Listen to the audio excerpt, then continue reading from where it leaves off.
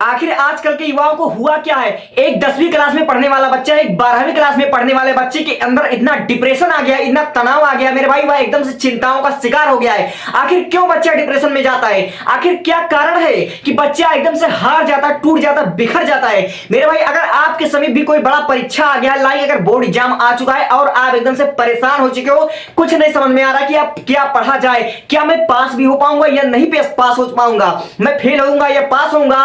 अगर आप लोग एकदम से हार चुके हो, कुछ करने का मन नहीं कर रहा मेरे भाई, यहां तक स्थिति ऐसी आ गई है कि अब ऐसा लगता है कि मैं इस साल बोर्ड एग्जाम ना दूं तो ही बेहतर होगा। अगर आप एकदम से परेशान हो रहे हो तो मेरे भाई मैं कह रहा हूं मात्र 5 मिनट, अपने जिंदगी का 5 मिनट मुझे दे दो, फिर उसके बाद देखना तुम्हारे सारे चिंताओं को, तुम्हारे सारे डिप्रेशन को चुटकी बजाकर दूर ना कर दिया तो मेरा वीडियो देखना बंद कर देना।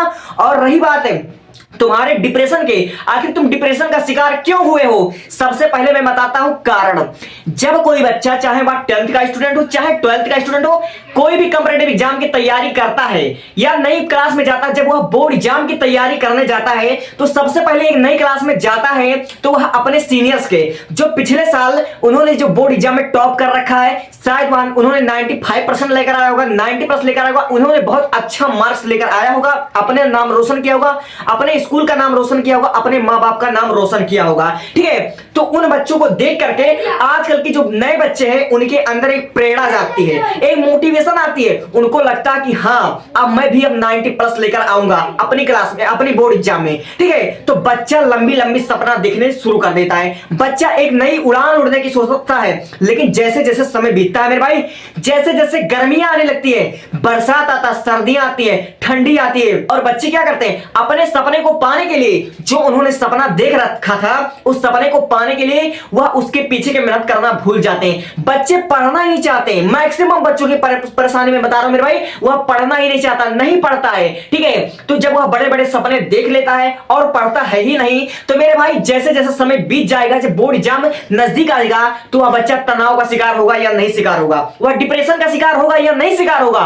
अगर वह डिप्रेशन का शिकार हो गया है, अगर आप भी डिप्रेशन का शिकार हो चुके हो या आपको समझ में नहीं आ रहा कि किस तरह से बोर्ड एग्जाम की तैयारी करा जाए, क्या मैं बोर्ड एग्जाम में पास हो पाऊंगा या नहीं पास हो पाऊंगा, तो मैं आपके लिए एक ऐसी बात कहने जा रहा हूं आपके समक्ष, जिसको आपने अगर सुन लिया तो आपकी सारी तनाव डिप्रेशन खत्म हो जाएगी। सबसे पहली बात, अगर आप लोग 10th के स्टूडेंट हो, अगर आप लोग 10th के स्टूडेंट हो, अगर आप लोग 12th के स्टूडेंट हो, ठीक है, आप चाहे हाई स्कूल के हो चाहे इंटरमीडिएट के हो, अगर आप लोग 12th के स्टूडेंट हो तो आपको 5 सब्जेक्ट का देना है बोर्ड एग्जाम, 5 सब्जेक्ट का। अगर आप लोग 10th के हो तो आपको 6 सब्जेक्ट यानी कि 6 सब्जेक्ट का आपको परीक्षा देना है। लेकिन आप लोग कला को अभी हटा दो, क्योंकि कला में उतना बेहतरीन, उतना ज्यादा तैयारी आपको करना नहीं पड़ता, उतना सिलेबस कवर नहीं करना पड़ता है। ठीक है, यानी कक्षा 10 में भी आपको 5 सब्जेक्ट ही देने हैं, कक्षा 10 हो चाहे कक्षा 12 हो, आपको 5 सब्जेक्ट की परीक्षा देनी है। तो आप क्या करो, आपके पास टाइम बहुत कम बचा हुआ है, तो आप लोग एक पल के लिए भूल जाओ कि मुझे सारे सिलेबस को खत्म करना है,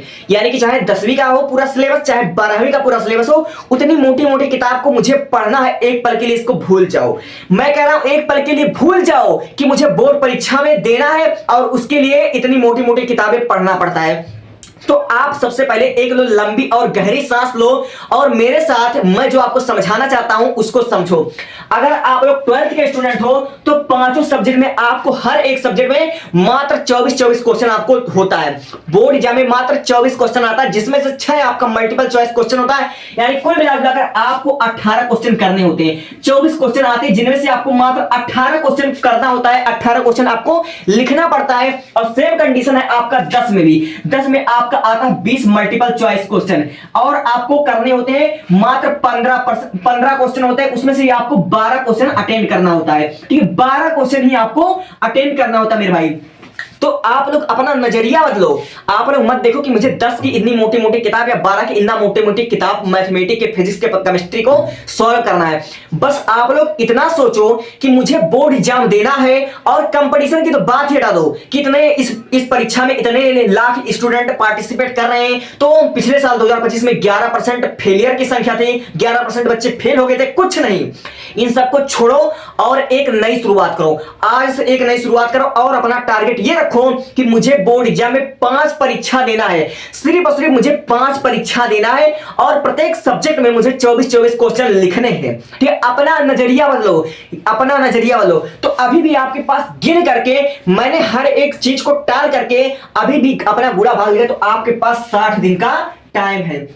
आपके पास कुल मिलाकर 60 डेज है, 60 डेज। और समझ लीजिए कि आपका जो 12th क्लास में जो आपका 5 सब्जेक्ट है, कक्षा 12 की केमिस्ट्री में मात्र आपके 10 चैप्टर है, बायोलॉजी में मात्र आपके 13 चैप्टर है और फिजिक्स में आपके 14 चैप्टर है। यानी कि कुल मिलाकर बात ये, चाहे कक्षा 10 का आपका बुक उठा लो, चाहे कक्षा 12 का आप लोग बुक उठा लो, हर एक सब्जेक्ट में मात्र आपके 13 से 14 या 15 चैप्टर ही है। मेरे भाई आप लोग अगर सोशल साइंस, कक्षा 10 के सोशल साइंस को देखते हो तो आपका 20-21 चैप्टर हो जाता है। लेकिन क्या आपको संपूर्ण सिलेबस को कवर करना है?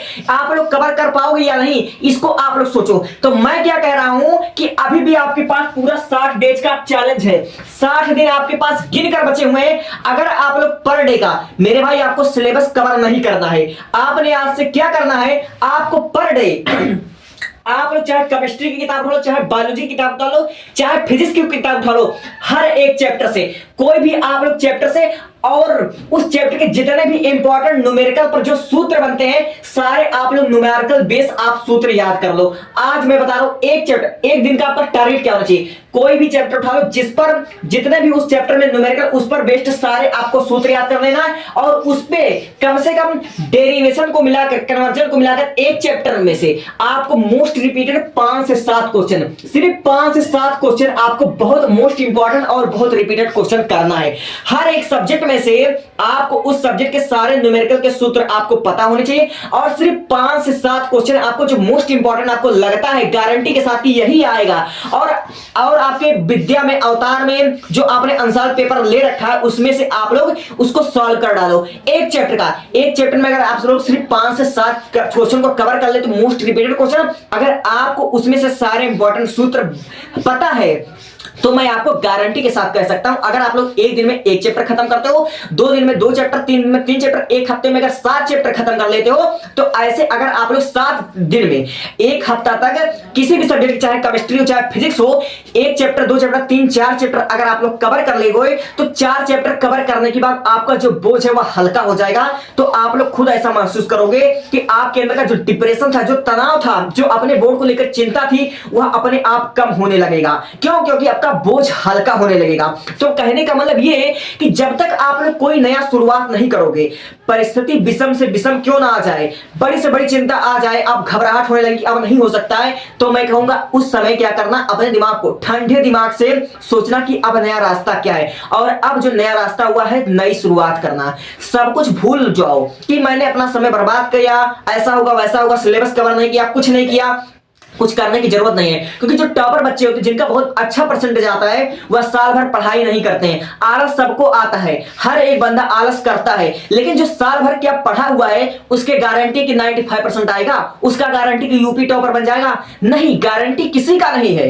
इसलिए मैं कह रहा हूं टॉपर वो नहीं बनता है जो लगातार डिसिप्लिन के साथ अप्रैल से लेकर पूरा फरवरी तक पढ़ाई करता है।